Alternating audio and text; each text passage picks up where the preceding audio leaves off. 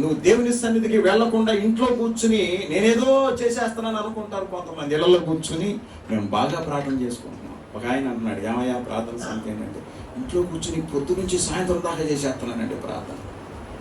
మరి దేవుని మందిరం ఎందుకు? చెయ్యి, ఇంట్లో కూర్చుని చెయ్యాలి కాదంటలా.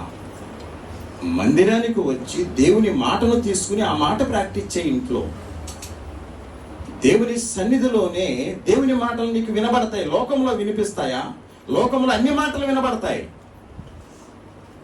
లోకములో ఎవరి దగ్గరికి వెళ్తే వాళ్ళు ఆ మాటలు చెబుతారు. మంచివాడు మంచి మాటలు చెబుతాడు, చెడ్డవాడు చెడ్డ మాటలు చెబుతాడు.